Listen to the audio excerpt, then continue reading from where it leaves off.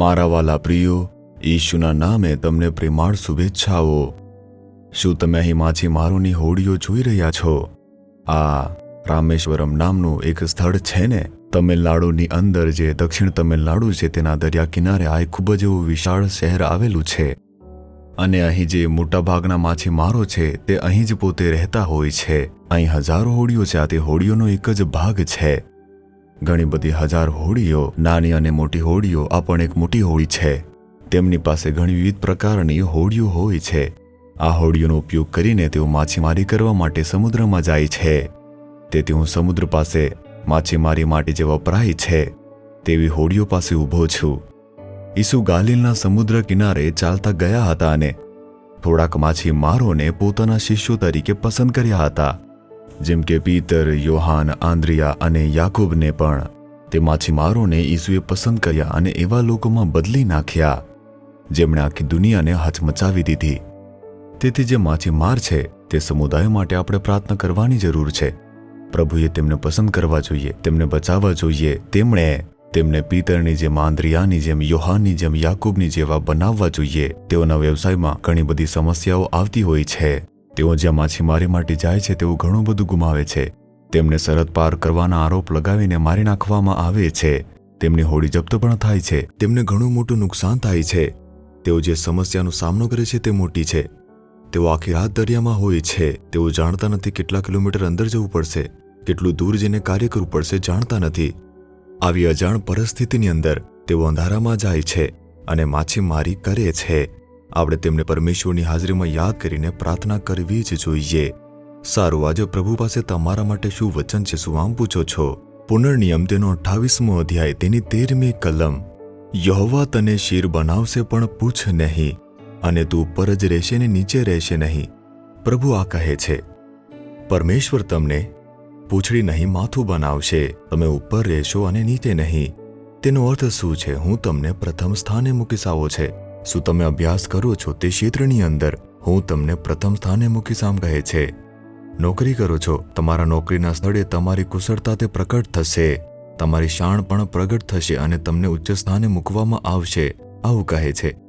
શું વ્યવસાય કરો છો, તમારા તે ક્ષેત્રની અંદર, તમારા વિસ્તારના તે લોકોની અંદર તમે નંબર 1 બનશો, તે જ પરમેશ્વરની ઈચ્છા છે। શું સેવા કરી રહ્યા છો? તમે પ્રથમ સ્થાને હોવા જોઈએ। તમે પૂંછડી નહીં પરંતુ માથું બનશો, તમે ઉપર રહેશો અને નીચે રહેશો નહીં। એનો અર્થ છે કે પ્રભુ તમને ઉચ્ચ પદ પર બેસાડશે। હમણાં તમારું જે પણ પદ છે તેનાથી સંતુષ્ટ ન થાવ કે તેનાથી મારું જીવન તો ચાલી રહ્યું છે ને। પરમેશ્વર તમને જે સ્થાને મૂકવા માંગે છે તે સ્થાન પર આવવાની ઈચ્છા તમારે રાખવી જોઈએ। આટલી બધી સમસ્યા છે, શું આવું ક્યારેક પણ બનવાનું છે? હું પ્રથમ ક્રમ મેળવવા માટે સખત મહેનત કરું છું, હું પહેલો નંબર આવવા માટે સખત મારો અભ્યાસ કરી રહ્યો છું, પરંતુ હું તેમ કરી શકતો નથી। હું ખૂબ જ મહેનત કરું છું, ખૂબ જ રાત્રે પરિશ્રમ કરું છું, પણ હું પ્રથમ સ્થાને આવી શકતો નથી, હું ઉપર આવી શકતો નથી, આટલી મુશ્કેલીમાં છું। પ્રભુ તમને ઉચ્ચ પદ પર બેસાડવા માંગે છે, તમારે ઈચ્છા રાખવી પડશે।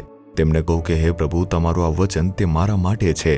તમે મને માથું બનાવશો, તમે મને ઊંચો કરશો, હું તેમાં વિશ્વાસ કરું છું। તમારે વચન પર વિશ્વાસ કરીને પ્રાર્થના કરવી જોઈએ, ઠીક છે? તમે પ્રાર્થના કરો છો તે પૂરતું નથી કે મેં પ્રાર્થના કરી છે, પ્રભુ કંઈક વધુ અપેક્ષા રાખી રહ્યા છે। તે શું છે જાણો છો? પુનર્નિયમ 28મો અધ્યાય 1-2 કલમ। જો જે આજ્ઞાઓ હું આજે તમને આપું છું તે તમે અમલમાં લાવશો, જો તમે તમારા ઈશ્વરનો અવાજ સાંભળશો તો આ બધા આશીર્વાદ તમને મળશે। તો કેવળ જીવનની અંદર પ્રાર્થના કરવી જ પૂરતી નથી, પરમેશ્વરે એક શરત મૂકી છે। પરમેશ્વરે આપણને તેમના આદેશો લખ્યા છે અને આપ્યા છે જે કેવી રીતે જીવવું કહે છે। આપણે તેમને સાંભળવા જોઈએ અને તેમનું પાલન કરવા તૈયાર રહેવું જોઈએ। તમારે તેમનો અવાજ સાંભળવો જોઈએ। તમારે દરરોજ તેમનો અવાજ સાંભળીને પછી જ તમારું કામ શરૂ કરવું જોઈએ। તમે કામ કરતા હશો અથવા કોઈ વ્યવસાય કરતા હશો, સેવા કાર્ય કરતા હશો, તમારે તેમને પૂછવું જોઈએ આજે શું કરવું છે, કેવી રીતે કરવું છે, બોલો પ્રભુ। આ રીતે તમારે તેમની હાજરીમાં તેમની નજીક જવાનો જે અનુભવ છે તે મેળવવો જોઈએ। તેઓ આ જ ઈચ્છે છે। દીકરા, દીકરી, હું તમારી સાથે વાત કરવા માંગુ છું, હું તમને સલાહ આપવા માંગુ છું। જો તમે મારા કહ્યા પ્રમાણે ચાલશો તો તમે પ્રથમ સ્થાને આવી જશો। આવી રીતે એક વખતે ગરીબ માતા હતી, તે જે છે ખેતરોમાં દૂધ દોહતી અને તેનું દૂધ તે વેચતી હતી। તેના પરિવારમાં એક શ્રાપ હોવાથી 10 વર્ષથી ઘણા લાંબા સમયથી ઘણી બધી ગાયો તે મરી જતી હતી। તે શ્રાપ છે એટલે તેણે જાદુ ટોણાનો પ્રયાસ કર્યો અને ગાયોને તાવીજ બાંધ્યા, પરંતુ કામ ન થયું. પછી તેણે યીશુ વિશે સાંભળ્યું અને તેમનું જીવન તેમને સમર્પિત કર્યું અને ત્યારબાદ શ્રાપમાંથી મુક્તિ મળી ગઈ હતી. વાછરડાઓ સારું કરવા લાગ્યા, તેથી હવે તે ખૂબ જ ખુશ હતી અને અપેક્ષા રાખતી હતી કે પ્રભુ તેના આશીર્વાદ આપશે. પરંતુ તેણીના દૂધના વ્યવસાયમાં ખૂબ જ નુકસાન થવા લાગ્યો. તેણી પછી પ્રભુ પાસે ગઈ. તે એક ગામડામાં રહેતી ગરીબ માતા હતી. તેણીએ જઈને કહ્યું, યીશુ, હું તમારી પાસે આવી છું. તમે મારા શાપને બદલ્યો છે, પરંતુ મને પૂરો નફો મળી રહ્યો નથી. મારા વ્યવસાયની અંદર કેવળ નુકસાન જ થઈ રહ્યું છે. આવી રીતે કહ્યું. પછી તેણીએ પ્રભુનો અવાજ સાંભળ્યો કહ્યું. તેણીએ પોતે કહ્યું, પરમેશ્વરે તેને કહ્યું કે, દીકરી, તું દૂધની અંદર પાણી ભેળવીને વેચી રહી છે. હું કેવી રીતે તને આશીર્વાદ આપું? એવી રીતે કહ્યું. પ્રભુ, શું મારે પાણી ભેળવવું ન જોઈએ? ના તરાવ ન કરવું જોઈએ? લોકોને શુદ્ધ દૂધ આપવું જોઈએ? ત્યાં સુધી તે વિચારતી હતી દૂધમાં પાણી ભેળવવું ખોટું નથી. તેવું વિચારતી હતી કારણ કે બધા જ લોકો તે કરતા હતા. તેવી રીતે વ્યવસાય કરતા હતા. દૂધ આવી રીતે જ વેચતા હતા. કેટલાક લોકો તો ગુપ્તમાં કરી રહ્યા હતા, કેટલાક સ્પષ્ટ રીતે કરી રહ્યા હતા, પોતાનો વ્યવસાય ચલાવતા હતા. તે પણ વર્ષોથી સાથે મળીને આવું જ કરી રહી હતી. હવે પરમેશ્વરે તેણીને પાણી ભેળવવાનું ના કહ્યું. આપણે આ કેવી રીતે જાણીએ? તેણે પોતે કહ્યું છે, પોતે સાક્ષી આપી છે.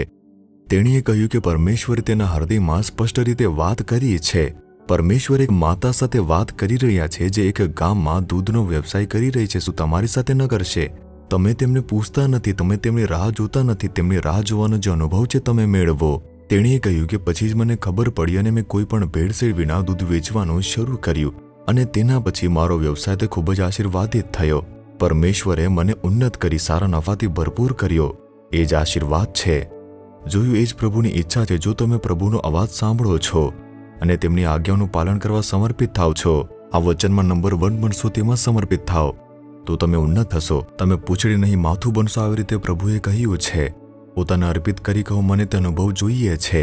હું ઈચ્છું છું કે પ્રભુ મારી સાથે વાત કરે છે. તમારે રાહ જોઈને અવાજ સાંભળવાનો અનુભવ કરવો જોઈએ. શું તમે પ્રભુને કહેશો કે, હે પ્રભુ, હું મારા જીવનની અંદર પ્રથમ સ્થાને રહેવા માંગુ છું અને તમારી ઈચ્છા મુજબ મને તે આશીર્વાદ આપો. મને પૂંછડી નહીં માથું બનાવો, નીચે નહીં ઉપર રાખો. હું તમારા વચન સાંભળવા અને તમારા આજ્ઞાઓનું પાલન કરવા માટે પોતાને પ્રતિબદ્ધ કરી રહ્યો છું. મારી સાથે વાત કરો, મને સુધારો અને મને માર્ગદર્શન આપો. ઈશુના નામમાં પ્રાર્થના કરું છું, પિતા. Amen, amen. Jesus redeems Gujarati YouTube ચેનલને સબસ્ક્રાઇબ કરો. દરેક નવા કાર્યક્રમની માહિતી મેળવવા માટે બેલ આઇકન પર ક્લિક કરો.